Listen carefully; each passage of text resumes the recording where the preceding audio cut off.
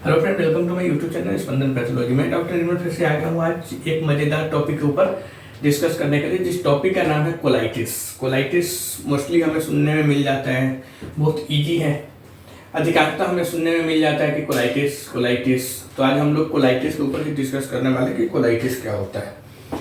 तो वीडियो बड़ा ना बने, आप लोगों को कुछ ज़्यादा ही टाइम स्पेंड ना करें, इसके लिए हमने जो इसका मेन टॉपिक, मेन डिस्कशन है वो सब हमने यहाँ पे लिख दिया है। इसका एक छोटा मोटा नोट, शॉर्ट नोट मैंने यहाँ पे लिख दिया, उसी के ऊपर हम लोग आज डिस्कस करेंगे, ठीक है। तो आज हमने देखा है कोलाइटिस। कोलाइटिस के ऊपर हम लोग डिस्कस करेंगे। तो कोलाइटिस में जो फर्स्ट लाइन लिखेंगे हम, तो यहाँ पे हमने लिखा है कि कोलाइटिस इज इन्फ्लेमेटरी, मतलब inflammation, swelling in the colon. Colitis क्या होता है? कोलोन का एक इन्फ्लेमेशन है, स्वेलिंग है कोलोन में। कोलाइटिस में क्या होता है कि जो कोलोन होता है, हमारे बॉडी के पास जो कोलोन होता है, कोलोन में स्वेलिंग हो जाता है, जिसे हम इन्फ्लेमेशन बोलते हैं। तो फर्स्ट लाइन बोल रहा है कोलाइटिस इज इन्फ्लेमेशन, मतलब swelling in the colon. Second line बोल रहा है which is the main part of the large intestine, मतलब जो कोलोन है वो हमारे लार्ज इंटेस्टाइन का सबसे मेन पार्ट है। तो सेकेंड लाइन ये बोल रहा है। थर्ड लाइन में हम लिखे हैं colon is the last leg of the journey of food takes through digestive system. इसका हिंदी हम क्या समझेंगे, तो पहले ये आप लोग कंप्लीट करो। Colon is the last leg of the journey of food takes through digestive system. इसका हिंदी में अगर हम बात करेंगे तो इसका हिंदी में हो जाएगा कि कोलन हमारी डाइजेस्टिव, मतलब पाचन जो तंत्र है, तो कोलन हमारी डाइजेस्टिव सिस्टम के थ्रू लिया हुआ जो भोजन है या फूड है की यात्रा का, मतलब जर्नी का सबसे अंतिम लास्ट लेग है, मतलब अंतिम चरण है। जो हम खाना खाते हैं वो सबसे लास्ट में कहाँ पे जाता है? कोलोन में जाता है। तो वही बोल रहा है कि colon is the last leg of the journey of food, मतलब जो हम खाए हुए हैं उस जर्नी का, हम जो खाते हैं वह हमारे डाइजेस्टिव सिस्टम के थ्रू पार्ट्स बाई पार्ट्स आगे की तरफ जाता है। तो जो फूड है वह उस जर्नी का, फूड के जाने का जो जर्नी है वह कोलोन में सबसे लास्ट लेग में, मतलब अंतिम पड़ाव में पहुंचता है। नेक्स्ट है inflammation in the colon can affect the way of this journey ends. इसका मतलब होता है कि कोलोन में स्वेलिंग या inflammation, inflammation in the colon, मतलब कोलोन में जो इन्फ्लेमेशन है या स्वेलिंग है वह क्या करता है, तो जो वह जर्नी है, जो खाना का जो जर्नी है, फूड का जो जर्नी है, उसको अफेक्ट करता है, मतलब प्रभावित करता है। तो कोलोन में स्वेलिंग और इन्फ्लेमेशन इस जर्नी के एंड्स को, मतलब लास्ट तक पहुंचने के प्रोसेस को रोकता है, अफेक्ट करता है। नेक्स्ट है, इससे क्या होता है? Causing stomach pain, diarrhoea and sometimes blood in the stool. इससे क्या होता है? कोलाइटिस में क्या होता है? स्टमक पेन, मतलब पेट में दर्द हो सकता है, डायरिया मतलब लूज मोशन हो सकता है, और कभी कभी पेशेंट्स में ब्लड भी देखने को मिलता है। कहाँ? तो स्टूल में। नेक्स्ट लाइन पे हम डिस्कस करेंगे there are different types of colitis with different causes. मतलब जो कोलाइटिस होता है वह अनेक टाइप का होता है, मतलब अनेक प्रकार का होता है, डिफरेंट टाइप्स का होता है, और उसका जो कॉजेज है वह भी डिफरेंट है, अलग अलग टाइप के कॉजेज हैं, जिसके वजह से अलग अलग टाइप के कोलाइटिस होते हैं। हम लोग नेक्स्ट आगे टॉपिक पे पढ़ेंगे कि कितने टाइप के कोलाइटिस होते हैं, बट यहाँ पे हम देख रहे हैं सिर्फ there are different types of colitis with different causes. मतलब जो कोलाइटिस है वह डिफरेंट टाइप्स के होते हैं, अलग अलग प्रकार के होते हैं, और उसका जो कारण है वह भी अलग अलग कारण है। तो उसी को हम यहाँ पे लिखे हैं कि there are different types of colitis with different causes. अब नेक्स्ट लाइन्स में हम देखेंगे कि some are short life and easy to treat, for example food poisoning from bacterial infection.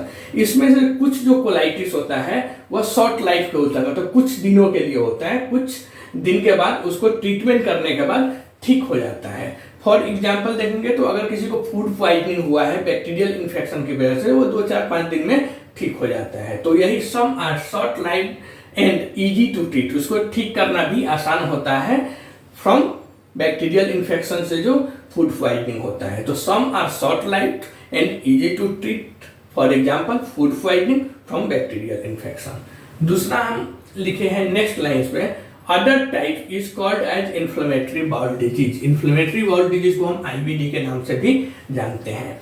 तो दूसरा जो टाइप होता है और जो अलग टाइप होता है उसे हम बोलते हैं इन्फ्लेमेटरी बाउल डिजीज, मतलब आईबीडी।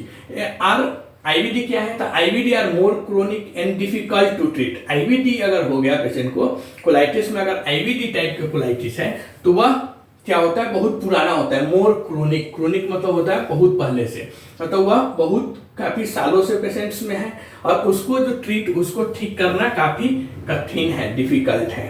ठीक है, नेक्स्ट हम बात करेंगे colitis is more serious when it does not treat. Colitis जो है वह मोर सीरियस हो सकता है, पेशेंट को काफी यह बैड कंडीशन तक लेके जा सकता है अगर इसको हम ट्रीटमेंट या ट्रीट नहीं किए तो।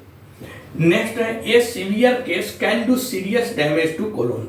कोलाइटिस में जो सीवियर केस होता है, मतलब अधिक जोखिम वाला जो केस होता है, वह क्या करता है, सीरियस डैमेज हमारे कोलोन को काफी हद तक प्रभावित, काफी हद तक नुकसान, डैमेज कर देता है।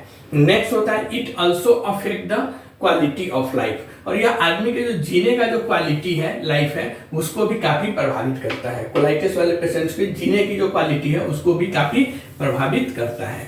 तो यह मोस्टली 10-11 पॉइंट्स थे कोलाइटिस के ऊपर जो हम लोगों ने अभी डिस्कस किया है।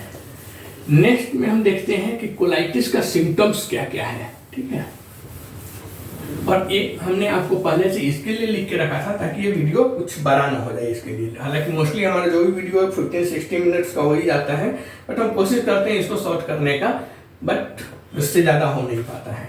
तो नेक्स्ट हम देखेंगे सिम्टम्स। हमने कोलाइटिस समझा कि कोलाइटिस क्या होता है, और आपको एग्जाम में इतना ही लिखना है, इससे ज़्यादा मत लिखना है। ठीक है, आपके सिलेबस के हिसाब से यह ठीक है।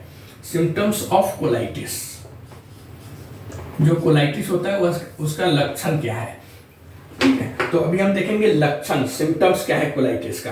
तो इसमें होता है, एक होता है कॉमन सिम्टम्स। कॉमन मतलब सामान्य, जो मोस्टली सब पेशेंट्स में दिख जाता है, कॉमन सिम्टम्स। तो कॉमन सिम्टम जो मोस्टली सभी पेशेंट में दिख जाता है वह होता है पहला एब्डोमिनल पेन।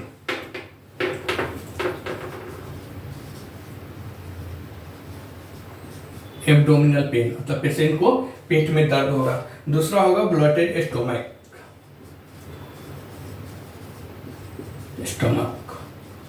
मतलब पेट फूला हुआ रहेगा। फूला हुआ पेट जिसको बोलते हैं उसे हम बोलते हैं ब्लोटेड स्टोमक। नेक्स्ट होता है डायरिया। नेक्स्ट होता है इसमें म्यूकस और blood in the stool sometimes, mucus और blood in the stool. Next हम देखेंगे तो वेट लॉस।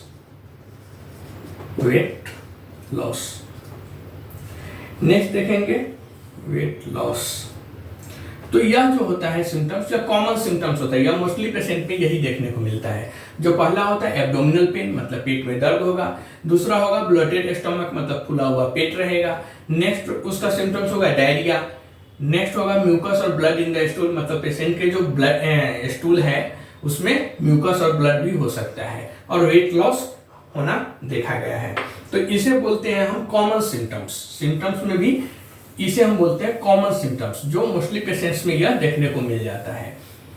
अब नेक्स्ट हम बात करते हैं एक्यूट केस में कॉज। अगर पेशेंट को तुरंत हुआ है, केस में कॉज, एक्यूट मतलब होता है तुरंत। तो अगर पेशेंट्स में तुरंत हुआ है कोलाइटिस तो उसका सिम्टम्स हो जाएगा पहला नोजिया, ओमिटिंग और फीवर।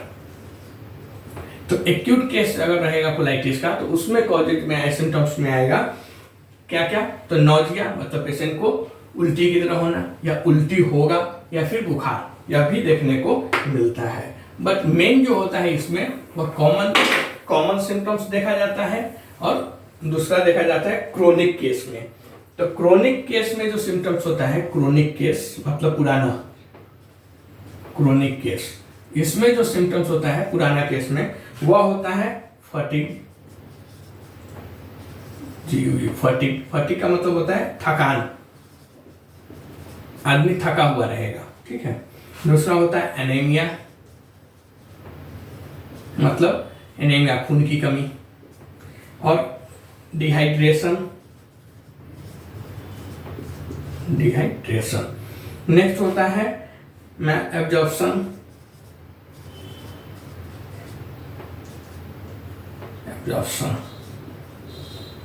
और नेक्स्ट होता है मालन्यूट्रिशन।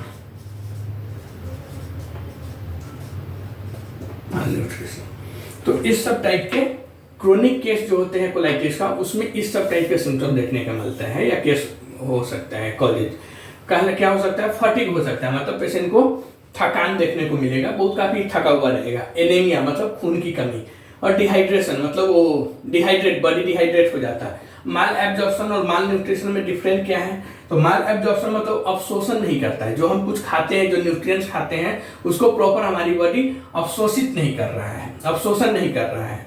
अब माल न्यूट्रिशन मतलब क्या होता है कि कुपोषण, मतलब हमारी बॉडी को मिल ही नहीं रहा है जो चीज हमें चाहिए।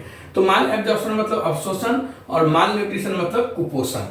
तो इस टाइप के सिम्टम्स हमें पेशेंट्स में दिखने को मिलते हैं। तो कॉमन सिम्टम्स में होता है एब्डोमिनल पेन, मतलब पेट में दर्द, ब्लोटेड स्टमक मतलब फूला हुआ पेट, डायरिया मतलब लूज मोशन, म्यूकस और ब्लड इन द स्टूल, मतलब पेशेंट के स्टूल में जो म्यूकस हो सकता है, या ब्लड भी कभी कभी समटाइम्स देखने को मिलता है।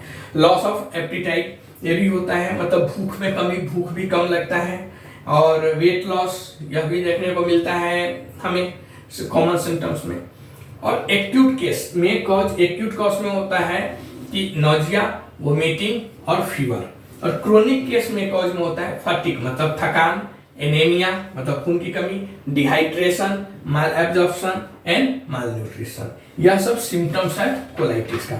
नेक्स्ट वीडियो में हम मिलेंगे आपके साथ कि इसका कॉजेज क्या है, किस कारण से हमें यह होता है, कोलाइटिस होने का कारण क्या है। कॉजेज के ऊपर हम लोग बात करेंगे, और फिर टाइप्स के ऊपर हम लोग बात करेंगे। तब तक वीडियो को यहीं पे एंड करते हैं। नेक्स्ट वीडियो में मिलते हैं हम आपके साथ नए टॉपिक के साथ, ठीक है। तब तक के लिए थैंक यू।